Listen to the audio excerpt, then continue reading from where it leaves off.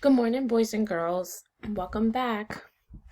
All right, so today we're going to read another story in Julian's series.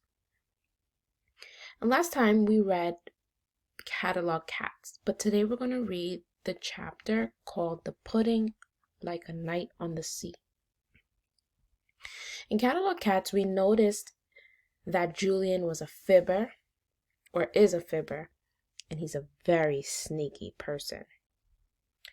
As we read this story, The Pudding Like a Night on the Sea, let's look for Julian's challenge or problem, and if his trait is the same in this story. So, as I read this, I want you to think about the challenge Julian faces, and if his trait either changes or how he reacts to his problem. You might need your KLM chart, because even though I'm doing the read aloud, within the classroom, we normally have our KLM chart out, and I always refer to it so you know exactly what I'm talking about. So pull out your KLM chart at this very moment. I'll give you about 2 seconds. Alrighty, great. Here I go. The pudding like a night on the sea. I'm going to make something special for you, your mother, my father said. My mother was out shopping. My father was in the kitchen, looking at the pots and the pans and the jars of this and that. So I'm noticing that Dad is a very thoughtful person, because he's going to make something special for Mom. How many were thinking the same thing? He's thoughtful. So that's a trait to describe Dad at this moment. A very thoughtful person, because he's thinking about their mom.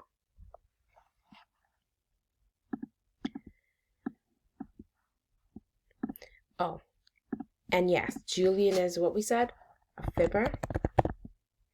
He's very sneaky. So let's keep that in mind, and let's see if he's still the same throughout the story.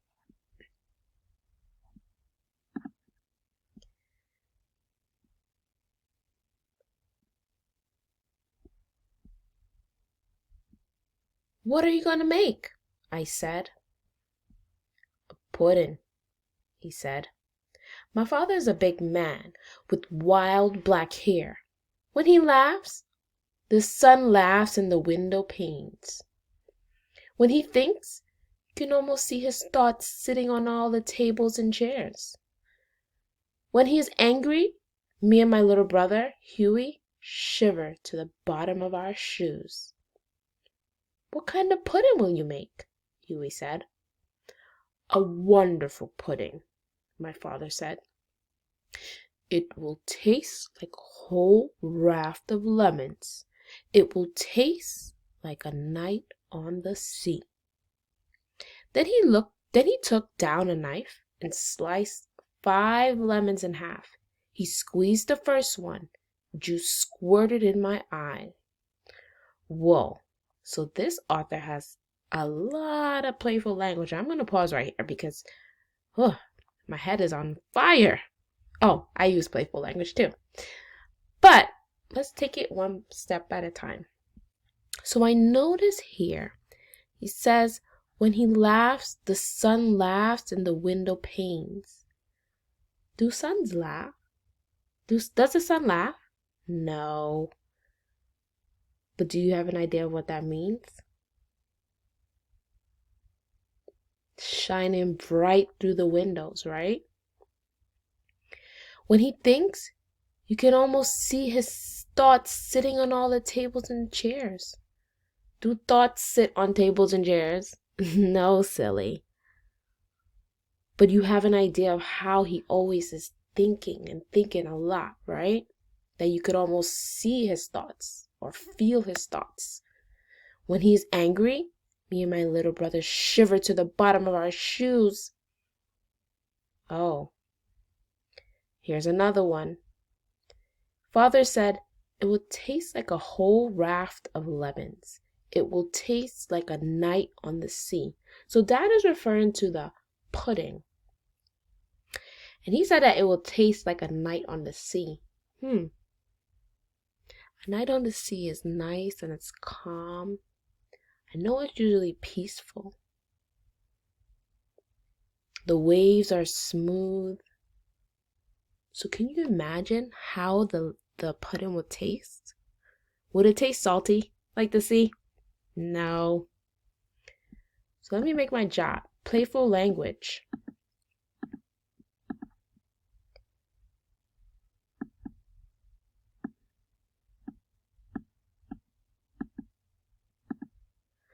Dad says it would taste like a whole raft of lemons. It will taste like the night on the sea. So the author wants us to understand that the pudding will taste so smooth and yummy, right? That is right and ready to eat. Good thinking. Let's continue. Stand back, he said, and squeezed again. The seeds flew out onto the floor. Pick up those seeds, Huey, he said. Huey took the broom and swept them up. My father cracked some eggs and put the yolks in a pan and the whites in a bowl. He rolled up his sleeves and pushed back his hair and beat up the yolks. Sugar, Julian, he said, and I poured in the sugar. He went on beating. Then he put in the lemon juice and cream and set the pan on the stove. The pudding bubbled and he stirred it fast. Cream splashed on the stove. Wipe that up, Huey, he said. And Huey did. More playful language. How many of you see that? He says, and I beat up the yolks. Do you literally beat up egg yolks? No, but he's taking a whisk and twirling it very fast to break down the yolk of the egg. So right now I want you to think, what is happening in this part? What do you envision in your mind when you read this part? I'm going to give you about 5 seconds to think, because you should.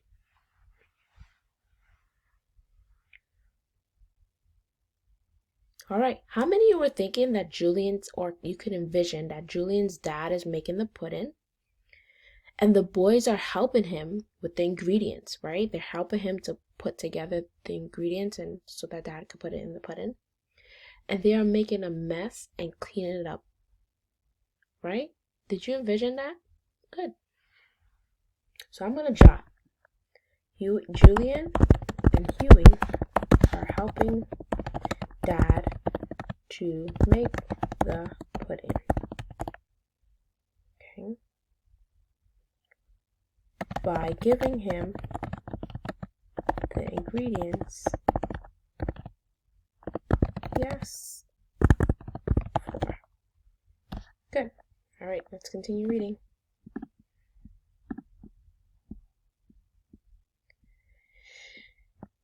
It was hot by the stove. My father loosened his collar and pushed at his sleeves. The stuff in the pan was getting thicker and thicker. He held the beater up high in the air. Just right, he said, and sniffed in the smell of the pudding. He whipped the egg whites and mixed them into the pudding. The pudding looked softer and lighter than air. Done, he said. He washed all the pots, splashing water on the floor, and wiped the counter so fast his hair made circles around his head. Perfect, he said. Now I'm going to take a nap. If something important happens, bother me. If nothing important happens, don't bother me. And the pudding is for your mother. Leave the pudding alone. He went to the living room and was asleep in a minute. Sitting straight up in the chair, Huey and I guarded the pudding. Oh, it's a wonderful pudding, Huey said. With waves on the top like the ocean, I said. I wonder how it tastes, Huey said. Leave the pudding alone, I said. Oh, so let's pause here for a minute. Let's stop and think what's happening in this part. I'm going to monitor for meaning.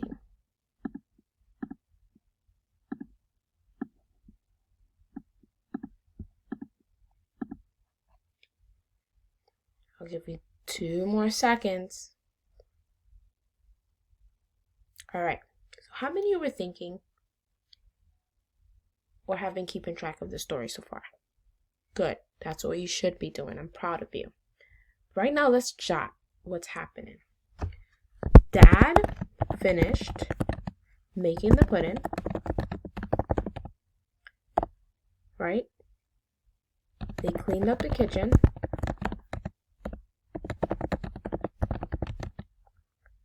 And now, Dad is going to take a nap. He told them, don't bother him if it is not important. But if it is, do bother him. He also said, don't touch the pudding. Very important information. Don't you agree? Okay, let's keep reading.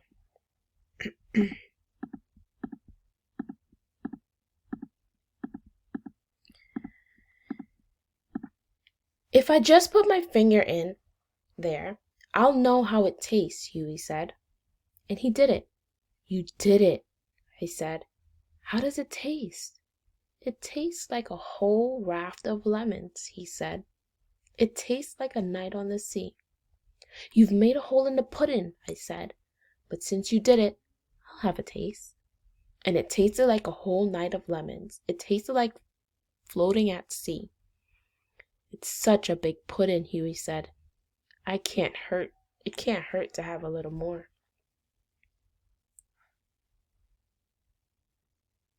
Since you took more, I'll have more, I said. That was a bigger lick than I took, Huey said. I'm going to have more again. Uh-oh, so far we haven't seen a problem or challenge. Dad made the pudding for Mom and told the boys to leave the pudding alone. Let's think about what we know about Julian and predict what might happen next. Let's predict what might happen next based on what you know about Julian. So we know that Julian is sneaky, right? And he always gets in trouble. So how many of you predict that he might get in trouble this time? Or maybe him and Huey might get in trouble because they both tasted the pudding and Dad told them what? Good, he told them to leave the pudding alone. But they did not listen. Uh-oh.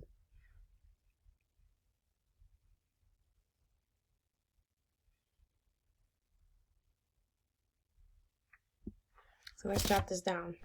Julian and Huey might get in trouble because they touched the pudding when they were told to leave it alone. So would you consider that the problem here? Oh, yeah, I think so. Huey and Julian touched the pudding.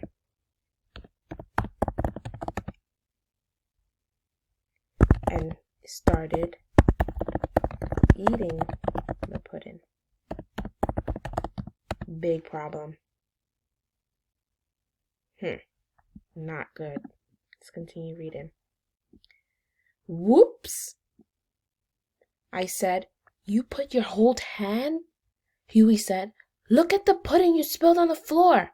I am going to clean it up, I said, and I took the rag from the sink. That's not really clean, Huey said. It's the best I can do, Huey said. I said. Look at the pudding, Huey said. It looked like craters on the moon. We have to smooth this over, I said, so it looks the way it did before. Let's get spoons, and we even the top of the pudding with spoons, and while we